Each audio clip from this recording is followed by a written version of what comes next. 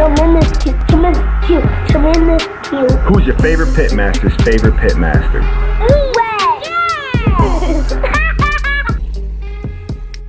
What's going on, Tremendous Q fans? It's your boy here, Wade Morris, owner of Pitmaster Tremendous Q. And today I'm bringing you guys the very first in what I hope is a successful series on all things barbecue, kind of like a fireside chat, all right? So the whole purpose of this video series is just drop knowledge. We are going to talk about barbecue. We're going to talk about the history of barbecue, talk about some of the different styles of barbecue. We're going to talk about the different ways to cook barbecue, etc., okay? So before we go any further, I need you guys to hit that subscribe button and go ahead and click like on this video and cut on those notifications so I can bring you guys more content like this, all right? And don't forget to leave a comment in the section down below and let me know if there's other videos that you guys would like to see. So here's how we're gonna do this. I'm gonna keep it interesting. I got my handy dandy mug, my Turbis mug here. I take this thing everywhere with me. Anybody who has worked with me knows this mug and me are virtually inseparable. So I got my favorite libation in here, all right? It's rum and coke, Florida Cognac. So we've been drinking a little bit and I nerd out on barbecue. The very first video, it's going to be the history of barbecue. And we're gonna take it way back. Now, before I go any further, let's make one thing abundantly clear. We are talking about barbecue, not grill. Low and slow, not hot and fast. For anybody that is unclear, we're gonna use the traditional Weber kettle grill. Boom, boom, boom. Now here's what makes it barbecue. There's a space between your steak and your heat, okay? Now, if I was to say cook my meat directly over, oh God, I don't know what that is. We're gonna call that a tri-tip because that definitely ain't a T-bone. If I was to cook my my meat directly over my heat, this would be hot and fast. Which brings me to another important point. We are talking about barbecue.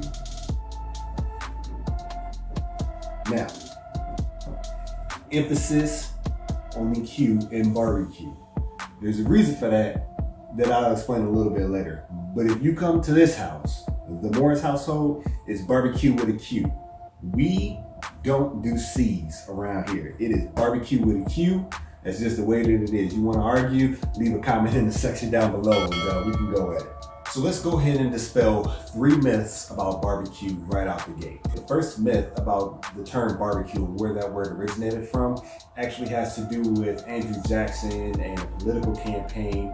Well, in a newspaper, it was referenced that his supporters go Barbeque. It's like a French term or something like that. It's supposed to mean from beard to tail. In other words, his supporters were staunch loyalists to Andrew Jackson and getting him elected. Myth number 2, Texas. I know. You can't talk about barbecue without talking about Texas. It always manages to find a way in there. Rumor was, or myth has it, legend has it, that ranchers would brand their cattle with a B and a Q and a bar connecting the 2 letters, hence barbecue. Myth number 3, there was a magazine called the Tar Heel magazine, and in 1982, they were trying to advertise for a like a pool tournament, right? So bars have pool tables and you play with cues. So they were a bar. They sold beer and then cues for pool cues at the pool tables inside of the bar. So they put bar, B-A-R, the letter B for beer, and then Q-U-E, or I'm sorry, C-U-E for barbecue. And that's essentially how you got the term. There's basically like some weird, cool advertising slogans. Here's what actually happened. And yes, I am a self-proclaimed authority on this. So if I say it, it's on YouTube, which makes it on the internet, which makes it true. Barbecue. Here's how the term actually originated. So in 1492, Christopher Columbus lands in the Americas. And when he landed, the first people that he came in contact with were the Taínos. The Taínos had this awesome cooking method that it was foreign to Christopher Columbus, and essentially what they understood was it was another way of preserving meat. There were no refrigerators in 1492, so the only way to preserve meat was through curing it or through smoking it.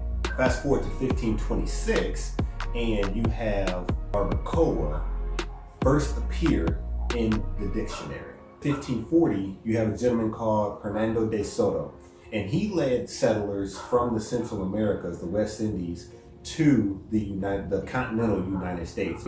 He also brought pig and cattle, and they brought slaves with them from the West Indies, Africans and West Indian slaves. They brought them with them from Central America to the continental United States in order to help farm the land and be field hands. Now, what are the field hands going to eat? What are the slaves going to eat? Well, they generally got the poorest and the cheapest and the toughest cuts of meat. Well, for the West Indies, that wasn't a problem. They were very familiar with this awesome cooking method, barbacoa, that allowed the meat to, over a very long period of time, tenderize. It would break down the collagen, it would break down the muscle tissues, it would break down the connective fibers, and essentially you take things like Boston butts and whole pork shoulders and briskets, and those things become very tender, very succulent pieces of meat. So 1492, Columbus lands in West Indies and Central America. 1526, barbacoa appears for the first time in a dictionary. 1540, Hernando de Soto leads a group of settlers and slaves to the continental United States, and they start barbecuing using cattle and pigs because they were very low maintenance. Because they didn't require a lot of maintenance, the livestock was able to reproduce a lot. Because they were able to reproduce so easily, though the numbers grew, and they grew rapidly, they became a primary foods in the continental United States. So that was in the 1540s. Let's fast forward.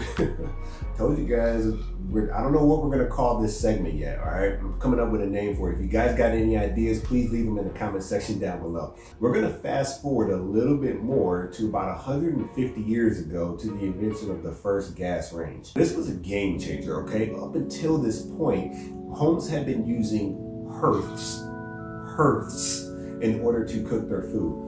Now, these things were awesome. It was essentially like a barbecue inside the house. So, guys up in Alaska who have to brave the snow and the cold weather in order to get some meat over an open flame. Yeah, no. They had hearths inside the home. Now, I'm gonna draw this thing out for you guys. So think of a hearth as like your common day fireplace. So your wood is gonna be stacked inside the hearth. Now, essentially what you had to do with the hearth is you had to keep it lit 24/7. There was almost always a fire emanating in the hearth. If there was not a fire, there were coals so that you could easily start a fire back up to get ready for breakfast, lunch, or dinner. Now, this doubled. It wasn't just for cooking, it was also for keeping the house warm. What's interesting about this is this was not primarily used by the men in the family. Yeah, that's right, fellas. All you guys that love your beers and love to hang around the pit and tell old war stories, nah, bro. This barbecue hearth, this was primarily the task of the women of the household. Their job was to keep food on the table, and their job was to make sure that there was always a fire inside the hearth and that the house was always warm. Shout out to you women, we love you. So, we got our hearth. About 150 years ago, we transitioned from this to a gas range. Gas ranges are game changers, and it's the equivalent of the stove that you have in your household today. Imagine being able to come in and just turn a button. You hear the click of the fire, the gas starts running, boom, you got an instant flame. Game changer. We transitioned from about 150 years ago, the old hearths, to now gas ranges. There was no need to cook meat over an open flame anymore. Then you had the invention of refrigeration. So now preservation and cooking have changed completely. So where did barbecue go? Barbecue actually started to reemerge in the early 1920s. Believe it or not, It was with Henry Ford, the car dude. Yes, Henry Ford and cars, we have to thank for the reemergence of barbecue. Now, I ain't gonna lie to you guys, this is actually more so along the lines of grilling, but just stick with me here. Some people don't even differentiate between grilling and barbecue. For the sake of simplicity, we have to incorporate grilling if we're gonna talk about the history of barbecue, because it's kind of what made sure that true barbecue actually stayed alive. So Henry Ford in 1920 was building the Ford Model T car, and he needed a lot of wood in order to build this vehicle. One of the managers in his plant actually doubled as like a real estate executive. He found a plot of land while camping in Michigan to sell Henry Ford. Now Ford had the primary source to make his vehicles. Well, the problem was Henry Ford was a very practical guy, and he saw a lot of waste coming from his plants making these vehicles, right? So a lot of the wood, that sawdust, he was convinced that there was another way that it could be used, another way to make profit off of it. And he was right.